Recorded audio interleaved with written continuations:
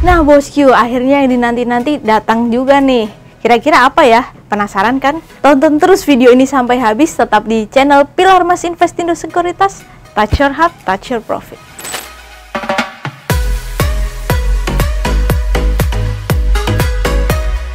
Nah, seperti biasa nih bosku, untuk mengawali monthly outlook pada bulan ini, kita akan mulai dari Amerika Serikat nih. Nah, apa yang terjadi di Amerika Serikat? Yang pertama mungkin adalah kekhawatiran The Fed terkait dengan resesi yang kemungkinan akan terjadi bila The Fed tidak melakukan pemangkasan di bulan ini nih bosku. Kenapa demikian? Karena inflasi, data ketenagakerjaan, dan pertumbuhan ekonomi terus mengalami pelemahan nih. Jika The Fed tidak melakukan pemangkasannya pada pertemuan di tanggal 19 September, maka resesi besar kemungkinan akan terjadi nih bosku. Nah, hingga video ini dibuat pada tanggal 11 September, kemungkinan inflasi yang akan dirilis hari ini, malam ini, akan berada di level 2,5 sampai 2,8% atau menurun dari sebelumnya berada di level 2,9%. Nah, inflasi yang terus menurun ini tentu harus dibarengi dengan pemangkasan tingkat suku bunga nih bosku.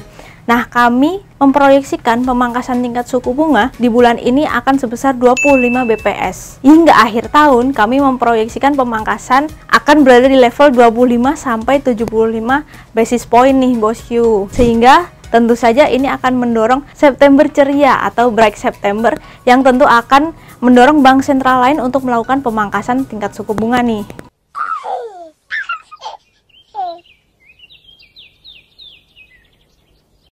Nah, setelah kita membahas Amerika Serikat, selanjutnya kita akan membahas Eropa nih bosku, di mana kami memproyeksikan nih pertumbuhan perekonomian atau gross domestic product akan berada di level 0,3 secara kuartalan dan juga 0,6 secara tahunan nih bosku. Nah, selain itu, inflasi juga kami proyeksikan akan terus menurun, sehingga ini akan memaksa Bank Sentral Eropa untuk memangkas tingkat suku bunganya pada pertemuan di tanggal 12 September mendatang. Nah, kami memproyeksikan pemangkasan tingkat suku bunga akan sebesar 25 basis point dan sampai akhir tahun ini akan terjadi sebanyak 2 kali nih bosku. Hal ini juga dipicu oleh pemangkasan tingkat suku bunga yang mungkin akan terjadi di Bank Sentral Amerika nih atau The Fed.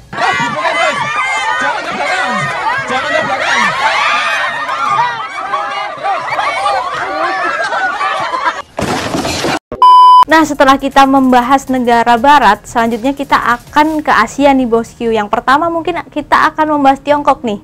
Nah, di Tiongkok ini pertumbuhan perekonomiannya tampaknya masih kurang signifikan nih bosku, di mana inflasi sebelumnya mengalami peningkatan tipis dari 0,5% menjadi 0,6%. Oleh karenanya kami memproyeksikan industrial production akan mengalami penurunan dari sebelumnya 5,1% menjadi 4,4% sampai 4,6% nih bosku. Selanjutnya, retail sales juga kami prediksi mengalami penurunan nih bosku, yang sebelumnya 2,7% menjadi 2,3 sampai 2,5% nih bosku. Selanjutnya, PPI kami proyeksikan mengalami penurunan nih bosku, dari sebelumnya minus 0,8% menjadi minus 1 sampai minus 1,4% nih bosku.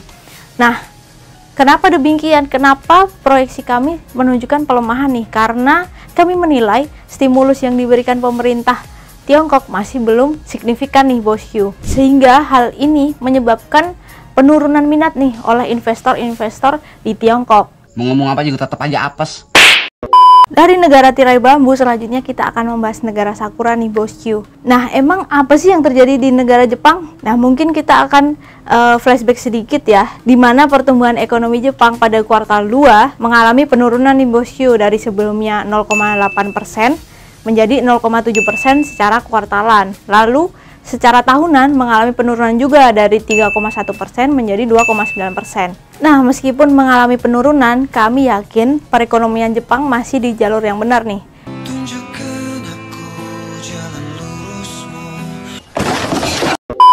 Ditopang oleh inflasi yang masih berada di level 2,8%, serta kenaikan upah yang lebih besar dalam 30 tahun terakhir, dan juga adanya pemotongan pajak nih bosku. Sehingga perekonomian yang masih kuat ini kami proyeksikan membuat Bank Sentral Jepang tetap akan menaikkan suku bunganya nih bosku. Nah, namun kenaikan tingkat suku bunga Jepang ini juga perlu diperhatikan ya bosku, sebab akan berdampak kepada bursa Asia yang lain, tak terkecuali Indonesia nih bosku. Waspadalah, waspadalah. Nah, setelah kita melalang buana nih bosku, saatnya kita kembali ke negara sendiri nih, yaitu Indonesia. Nah, di bulan September ini apa yang terjadi dengan IHSG? Mungkin kita akan menarik historis selama 10 tahun ke belakang nih bosku.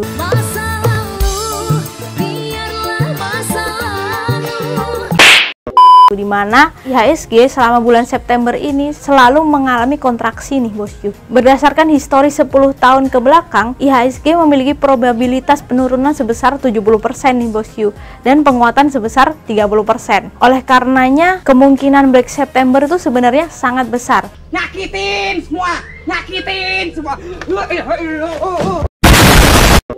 Namun kami memproyeksikan bulan September di tahun ini akan terjadi break September. Jadi kutukan bulan September ini sepertinya akan dipatahkan nih di tahun ini. Kenapa demikian? Yang pertama, adanya kemungkinan pemangkasan tingkat suku bunga The Fed yang akan berdampak pada pemangkasan tingkat suku bunga Bank Indonesia tentunya. Nah, kami memproyeksikan pemangkasan tingkat suku bunga Bank Indonesia akan sebesar 25 basis point atau akan berada di level 6% nih bosku pada tanggal 18 September mendatang. Nah, oleh karenanya kami memproyeksikan IHSG akan menguat terbatas di bulan September ini dengan level 7.580 sampai 7.080 nih bosku. Hey, that's pretty good. Nah, itu dia bosku informasi yang kita berikan untuk monthly outlook di bulan September ini. Semoga bisa jadi pandangan atau insight untuk investasi bosku nih di bulan ini. Terima kasih sudah menonton video ini sampai habis. Jangan lupa like, subscribe, dan tonton terus video Pilar Mas Investindo Sekuritas, Touch Your Heart, Touch Your Profit, pioner sekuritas channel di Indonesia.